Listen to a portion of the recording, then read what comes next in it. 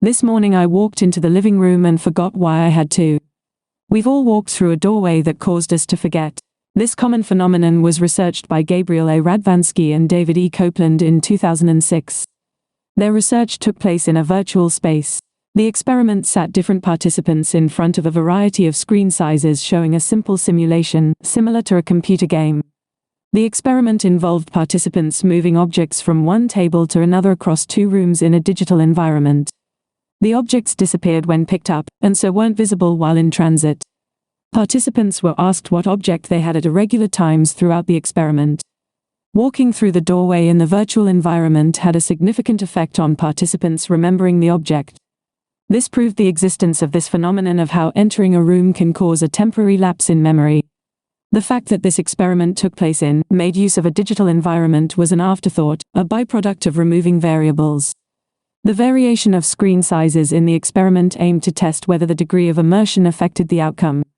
In memory and cognition, Radvansky and Copeland noted that, in general, the greater immersion caused by a larger screen does not play a major role in how well the participant remembered their held object.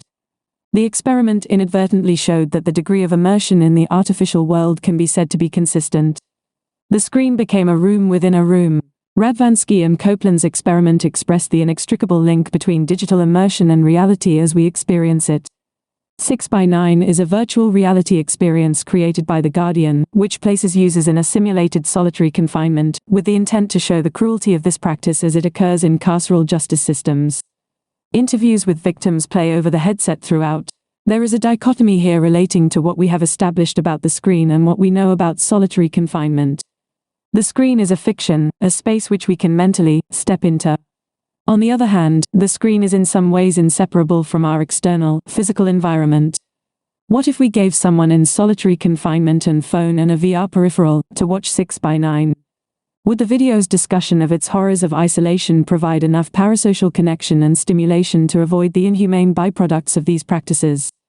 Would walking through a virtual doorway make them forget where they were, infinitely walking from table to table, moving objects around and trying to remember they're holding a phone?